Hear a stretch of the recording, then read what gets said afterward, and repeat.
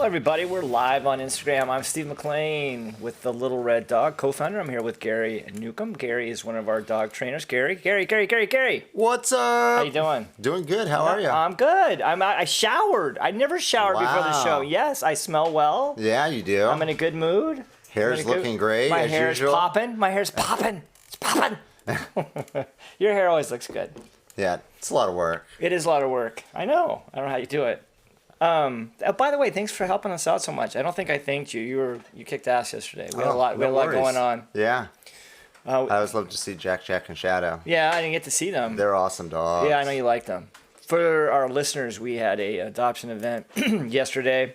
Virtual YouTube. I'm still loving that. Check out the birthday mimosa on there. That's right. Thanks for reminding me. We are celebrating our 9th birthday. The Little Red Dog has been around 9 years now since. Wow. It's like our shirt says. Yeah, since 2011. You getting that on camera? Okay. You want to show my belly? That's not good for anybody. Anyway. That started way before 2011. Damn it. It really did. It's 57 years in the making. My belly. Yeah, I've been around those dogs, but I've yet to work with them. So they're awesome. Yeah, they're huge. They're Husky and Great Dane mixes. Are they a bonded pair? Or no? Not They're so just much. buds? They're the buds, but they came together. But Okay. yeah, they're in separate runs. I walk them separate, and Yeah. they do well. And they're Husky They're Shepherd? They're Husky Great Dane. Oh, Husky Great Dane. And weighing in at I thought they were- 83 and 105 Yeah, pounds. it's funny because to me they look the same. They look the same size, but one's quite a bit bigger. Yeah, Shadow Okay. is the big one. All right, I thought they were like shepherds. No, Okay. they look like shepherd colors and markings on the back with the different colors of brown going up to the tip on their Okay. hair, but All right. supposedly. All right. If there's anyone tuning in on Instagram, you know the drill. We will answer your question ahead of time. We do have a question from Miss Laura Engel. Laura is one of our prized volunteers, but she's way more than that, huh? She's the volunteer of the week. She is the volunteer of the week. She does so much. She works with the dogs. She helps us walk the dogs. She's integral She's in helped me fundraising. train the dogs. Training, Yeah, fundraising. working on She's the ferals. fostered. Yeah, She's fostering. Is fostering, yeah. She's fostering. She's adopted. She's an all-around playa. Yeah. All-around playa. A playa. She is a player. So shout out to Laura. Thank you. Anyway, her question has to do with currently the dog that she's working with. Is it Zilla. Zilla. Thank you. I love it that you know more than me. That's why we have you here. Anyway, so Zilla is very scared, skittish. And so Laura's question is, what drill can I work on to kind of help with the dog being more confident? It depends on where the dog's starting. I know Zilla, and Zilla, is starting at 0. So how I would do it is just start by establishing a communication with her. Right. The basic sit commands, the easy stuff that you're going to get. Right. I don't know that she's, food driven yet. When I started with her, she wouldn't take a snack to save her life. I did get to walk her for like a hot second because I was testing Zilla with another dog. Yep. And she takes directions very well, but the second you move towards her, freaks her out. Yeah, she starts scrambling. Yeah. So, but anyway, I'm sorry. Go ahead. So that's probably where I'd start with Zilla, is just getting the basic. Where you're going to really get her confidence is just strapping her on a leash and putting her out there in all these situations that make her nervous. And when she realizes that, the human's not there to take advantage of her or hurt her, that they're there to protect her and provide for her, she'll start unwinding. Yeah. But it takes a long time for those dogs. Right. And for a normal dog to decompress, we tell people, 2 weeks a month. Right. When you have a dog that's starting from a trapped feral, that's going to be significantly longer. Right. And she was the adult caregiver of 2 puppies. Right. Maybe 3 puppies even. Yeah. So right. She's going to be the one that was the best adept at staying away from people, so it's going to be the hardest to get her to come back to people. She was great yesterday, though. Oh, yeah, absolutely. She's made significant improvement. In fact, she was so good that I just grabbed her really quickly because I was going to test her with this other dog. And she was so good, I didn't really understand that she was skittish until I walked towards Laura to give the leash back. Yeah. And when I did, I walked towards the dog, and the dog totally flipped out.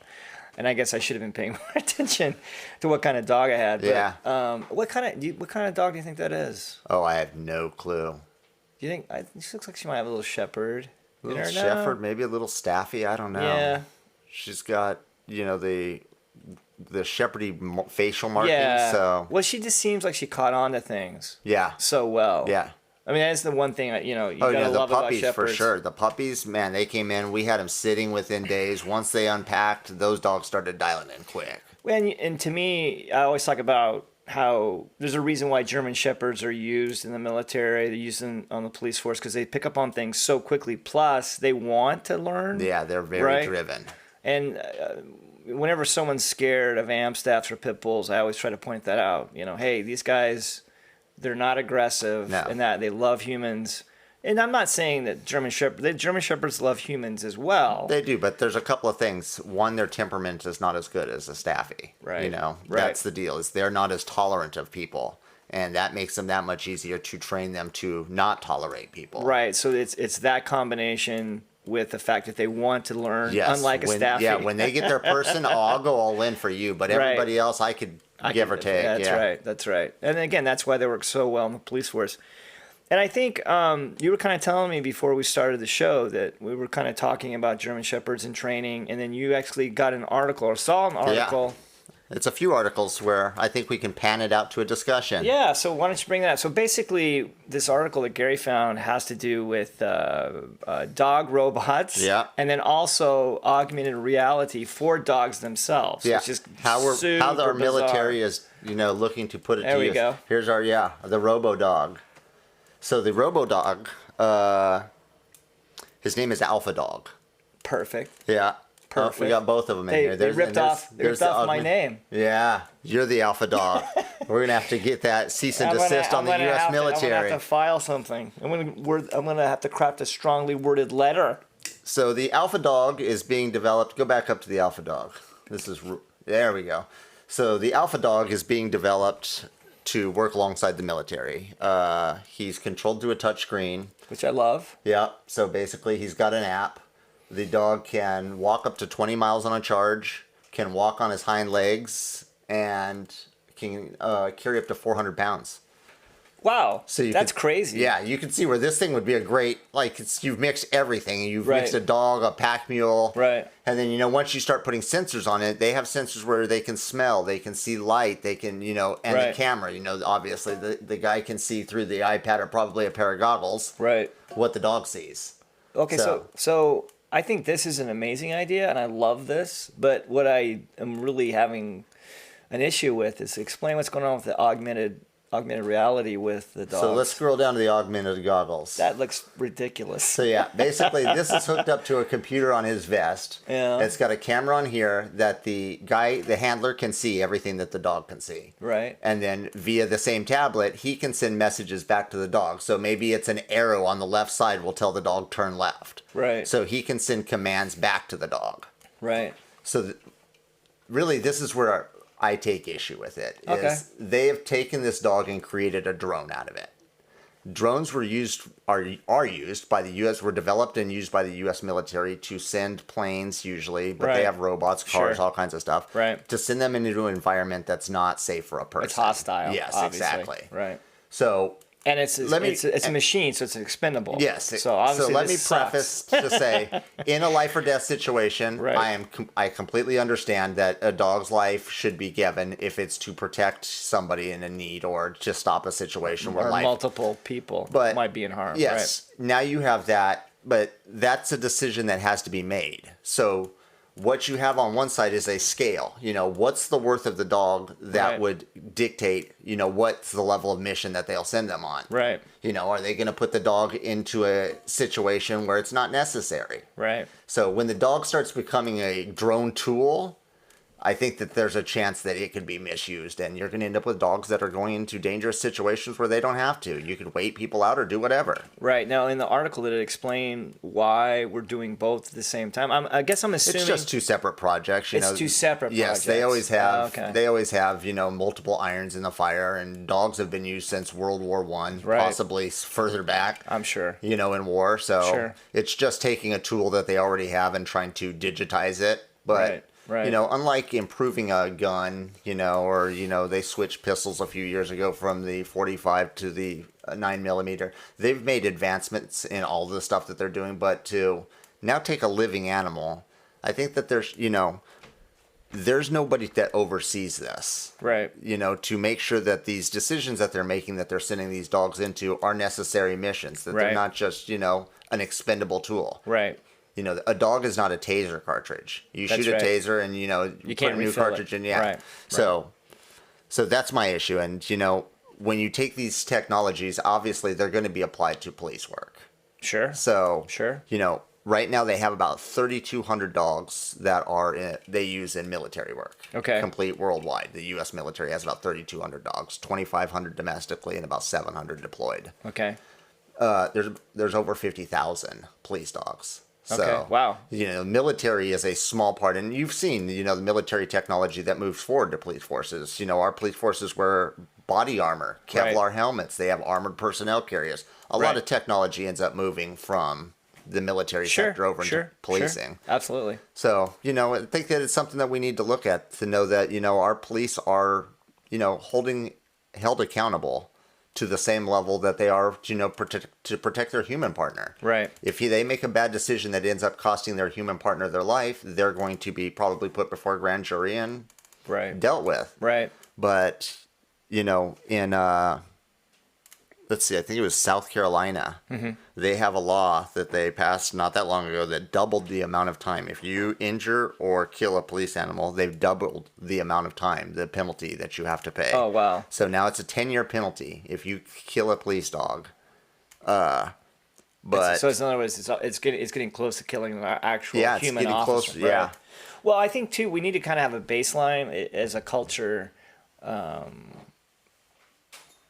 There's always controversy about should we even use dogs in the police force? Should we use dogs in a violent moment? You know, releasing a dog to chase after someone who has a gun or whatever.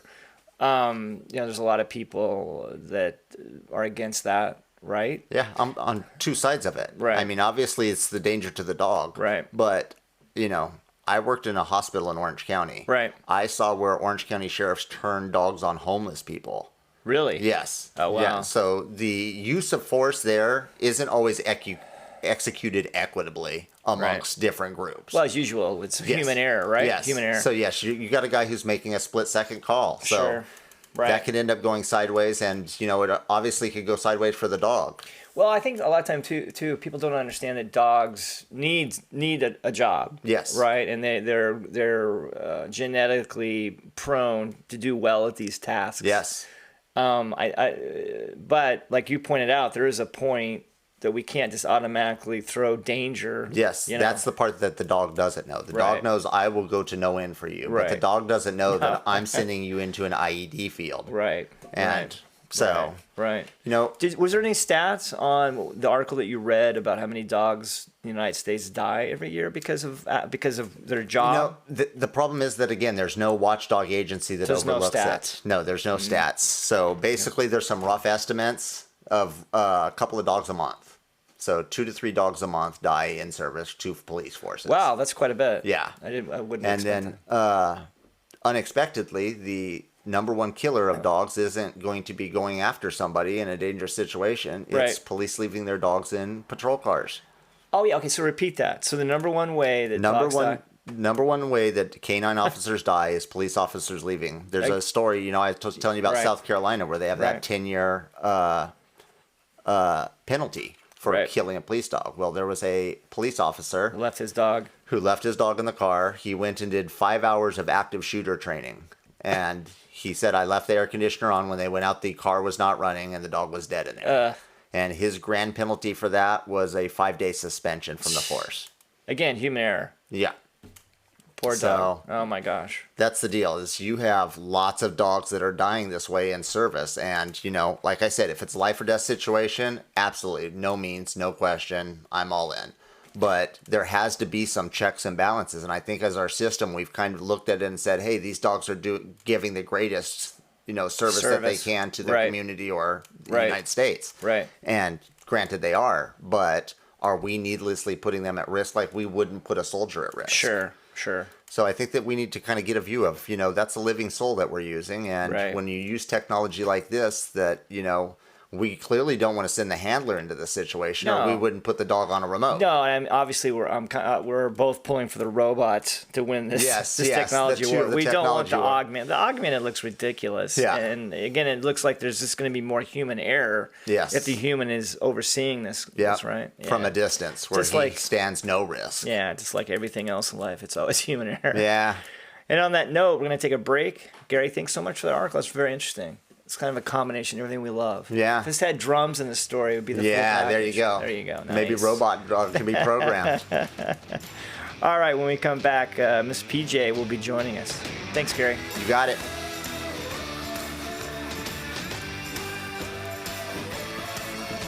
Hey, everyone. Thank you for tuning in for the Love of Dog. Totally good news. New Road is back with their food. However, it's only treats. That's okay. We love the treats. You saw Gary try them months ago. Either way, doesn't matter. They're great. They're terrific. Treats only.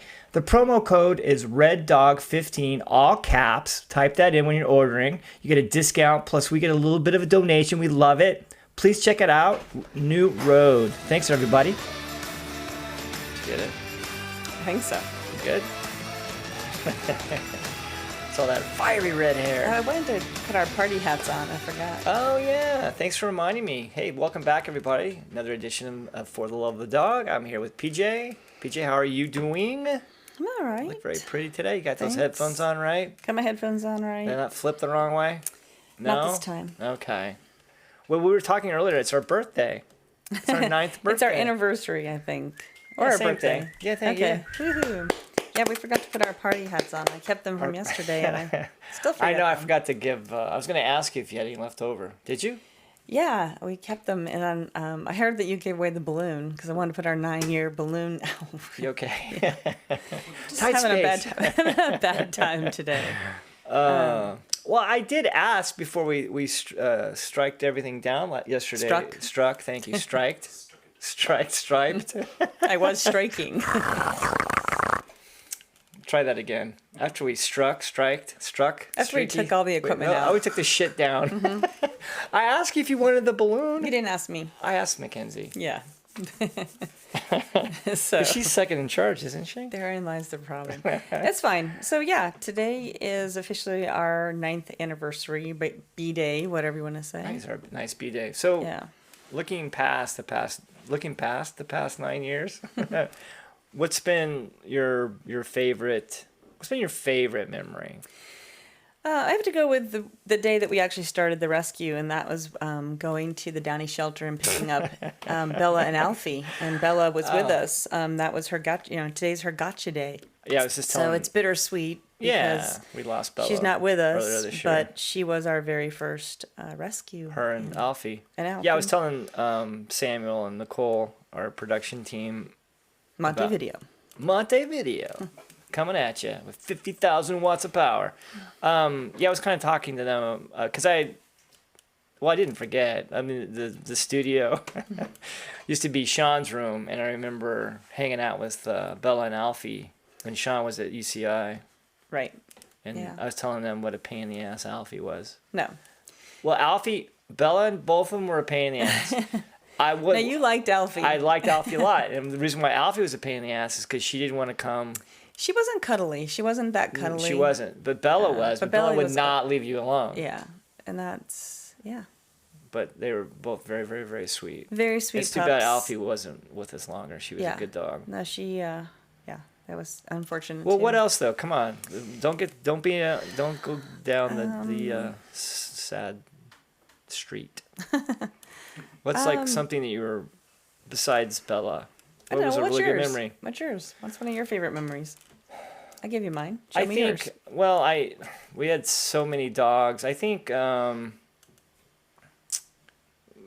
was kind of bittersweet. The Irvine, Yes, event. the Irvine incident. The Irvine incident where the weather was horrible. We had all these great ideas. We thought we were going to be marketing geniuses. We had a lot of people show We were up. marketing geniuses, and it was a good idea, and it was billed to us as the biggest adoption event, and it was one of our It is our huge. very first It is a adoption big event. event. So we were so excited. We thought we were gonna adopt out all of our dogs Right. and be so busy. And we had this fun thing that we wanted to do, which we've yet to do. We'll do the dating game one day. We're gonna The do the mating game. The mating game. We're gonna do that. But we had like all of this stuff set up, and the weather was terrible. It was so windy. It was so cold. We didn't have enough volunteers. We had too many dogs. My mom was there. Your mom was there. It was the worst day of her life.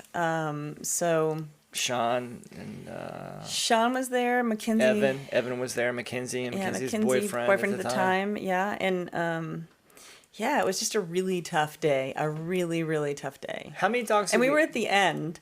Yes. And yeah, and the weather was so bad. and the only people that came over to windy. talk to us were other rescue. We get all excited. It was just other rescues going, "Oh, that's a cute dog," and we're Right. like, "Damn it!" Or So, people just like walking around with their dog, yeah, and they wanted to know if we could take their dog. yeah, we did Yeah, get that. I Too. was I was that's not like all we expecting got. that. Yeah, so that wasn't a favorite memory, I guess. Well, but- it was, and in some way, well, it was bittersweet. I mean, it was a horrible memory because the weather was so bad. It was windy. All the tents had to be taken down. It was cold. No one was coming by. Nothing that we did that day worked. You know, we had all these games planned. We had the sitting chair or musical chair for dogs Yeah. planned. That was the only thing that kind of went well. We had the skit, the mating game that we had to cancel. But the reason why it was also good is because we did get a couple of dogs adopted. We got one. It was Toby. Toby was your great Which was, dog. by the way, if you heard the podcast last time, it was the dog that I had in the car when I was on my interview. He's the one that got out of the crate. He's the one that got laid. Yeah. I got out of the crate, right? Yeah. Okay. But thankfully, he was a great dog. So how many dogs did we have in our system at that time? Like 10? 10 probably, which is way more than we should have had. And they were all there that day. Yes, Pretty and I much, think we right? had 5, including all the family members you just mentioned. I think we had Yes. 5 volunteers. Yeah, so everybody had to hold 2 dogs, Yeah. basically. Yeah, And no one knew what they were doing. yeah, We didn't know what we were doing. correct. back We had no then. idea what we were doing. And what was really interesting about that event is that when you arrive, all of the Irvine shelter's volunteers help you. They unload your stuff, they take your dogs, and they take it all over there. But at the end, you're just left on your on your own. So it's like you're like, okay, great. Now I have to get all this stuff back to my car, and the parking structure is like 3 blocks away. So Yeah. yeah, that was. I think what was good about that is a learning experience. Well, we had a right? lot of people helping us set up, but remember when it was over, everyone had left.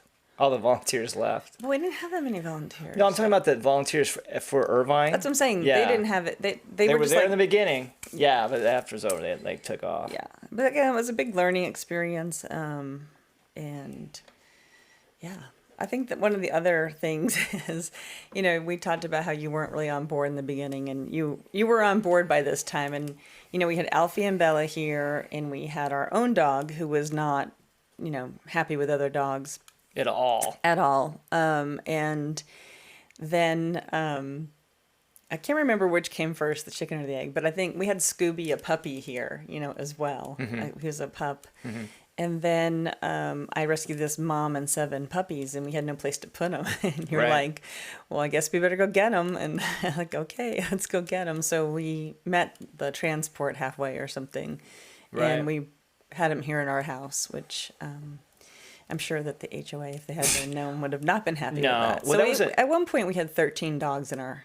Well, that was in our another, house. Yeah, that was another bittersweet moment because it was the first time that I'd been involved seeing how much work moms put into the puppies. I'd never seen that before. That was a wake up moment. How hard. So it started me thinking, how can you be a breeder when you see this? I mean, it's so hard on the mom and. Yeah, I mean, the breeders, I don't like them either, but I can almost forgive them. If they're really good, they only do 1 or 2 litters a year, and yes, it's still hard, but the people who are really bad are the puppy mills, because Sure. those dogs never leave their crate. They're usually in horrible condition, and all they do is pump out more Right. babies. And they don't have any consideration at all for No, the dogs. they don't give a well-being. crap. They're just No. making money. But yeah, it was interesting. I remember going out in the middle of the night to check on Amber, and she just looked at me like, "Oh my God, help me!" And like a puppy was on her head. Yes. Like, Yeah. so And I was always paranoid that one was going to get loose. You I were was good with the counting puppies. I was counting the puppies every 2 puppies- minutes. that's when I realized I did not ever want to do puppies. It's a lot of work. It's a lot of work. It's a lot of poop, but it's a lot of work. And as they get as they get a little older, they start to work together. Yeah. It's like a those little- it's like those army ants in Africa Yes. where they they'll build bridges out of each other, and some will drown just to get Right. across and like try to go destroy some other foliage or I something. remember Mackenzie's phone that fell into the puppy pit. And it was shredded. Like, whoa! How did those puppies mess an iPhone up so quickly? Yeah, I remember like that happened with me. They got my pants and I couldn't get out. yeah. And they just tore the crap out of my pants. So yeah, they were like little vicious, They can like make little it. They can make you naked. They velociraptors. can make it naked. Eat all your Yeah. clothes within seconds. Yeah, no, those are good times. So we decided at that point we were not going to have 13 dogs in our house anymore. And technically they weren't all in our house. We did have the puppies and mom set up in the garage in a really nice cushy. We had a pool. We had Situation. the little blow up pool, which is great for the first part of the puppy Yeah, experience. and then not so much. But then it changes very quickly without a warning, because like within minutes, they get to a certain age, and then they can jump ship out of that pool. Or bite it and deflate it. Well, Yeah. now we would never use a inflatable. I think it was November, so we had to take what we could get. We didn't. Right. We went. I think there was one pool somewhere at one of the sporting goods stores, And it was a big one. and it was a pretty big. Yeah. But we had heaters was because it great. was November and it was heaters. That's set right. up. We had to set up heaters. Yeah, and make sure it Yeah. was super warm. And then Amber, poor thing, she had giardia, so she was really emaciated, got really sick. That was a fun experience. Yeah. When she got sick. Yeah. That was good. Like lakes of diarrhea to clean up. Lakes. I think Every that's when morning it was a ritual. And then there's a lot of laundry, and so we burned out the washer Oh yeah, I forgot after about that. that. So we had to get a new washer and dryer. So it really does make you appreciate Joanna And Kelly. That's And all all of the they people do. who They have all- done they Mom. I don't know how they do it. Because I'll never do that again. Much as I love puppies, I'm never doing that again. Well, again, you were good at it. You were more patient with them. They just drove me crazy. So I would take all of the older dogs or the older puppies any day of the week, but not all at the same time. But no, the mom and puppy fosters should be sainted because it's a very hard job. And it just, you get rid of them and then, they get adopted. We don't get rid of them. So, yeah, but they get adopted. Sure. And the next thing you put another litter and mom in there. So it's, we are looking for more. I know we're making it sound really exciting, but we are looking for some more. It is rewarding. It is You really feel great. rewarding. You And feel get- great when you start getting them adopted. and you get to it's know their sweet. personalities, Yeah. and it's super sweet, and you're able to talk about it. And it was a good experience. Again, we learned a lot because we knew nothing. I was armed with what I thought I had, information growing up, but Right. we had never Right. had mom and puppies. And That's hard to believe. That was 9 years ago. I know. That's crazy. It went by so quickly. It was right after Thanksgiving, I think. Yeah, it really did go Was it by after very Thanksgiving? quickly. Yeah. Yeah, it was right after. Well, so Alfie and Bella were October 11th, right? And I remember going there and getting them, and it was a similar situation. I went to get them. You wouldn't go because Mackenzie had a tennis match. She was in high school at the time. And so I went by myself. I really didn't know what I was doing at the time. I didn't know if they got along. So I wanted to go have them like take a potty and whatever, but they just handed me both dogs. So I was like, oh, I better get them in the crates. And one was a soft crate, and like 10 minutes down the road, hour away, I could tell one of them pooped, which had been Bella, pooped in the car. And I think I had our nicer car at the time, which is now very old. But yeah, so we put them on either side of our house, Oh 'cause we yeah, didn't know if they were gonna get played along. at such a high level, and neighbors would come up and say, "Hey, I think your dogs are fighting." Like, Yeah. no, they're just playing. They play really Those are hard. just the nosy neighbors, like the same stupid bitch that called the cops on us when we were doing our virtual events here at the Yes, house. it's the same stupid heifer. Yeah, so Yeah. so Yeah. still hate her. Yeah. I forgot about that. Yeah, no, she still a bitch 9 years later. Yeah. Yeah. No. Anyway. Anyway, well, good on that times. note, Good times. probably on that note, we'll just stop it right there, and because we're laughing. It has been a it's good 9 roller coaster, years. and thank God we're still on it. We're still on the roller coaster. We're still doing it. Still hanging tough. Still a roller coaster. It's still hard, but And the same stupid heifer across the street, but we wouldn't want to do anything impeding else. our process. We wouldn't want to do anything else. It's fun. It's the best job I've never gotten paid for. Also the toughest. But It is tough. Anyway, Wow. it's been a good 9 years. Cool. Well, Love thanks for RoboDog. taking us down memory lane, PJ. Yeah, thanks for... Are you gonna come with us next week? Gonna be here next week? Sure. If we have the budget to do one more show. Yeah. All right. Thanks, everybody. I think we don't have to pay Sam and Nicole. I don't think so. Okay. I think we probably do. Oh shit. All right. Thanks, But they're guys. so worth it. They are worth it. All right. All right. Tune in next time. Ugh.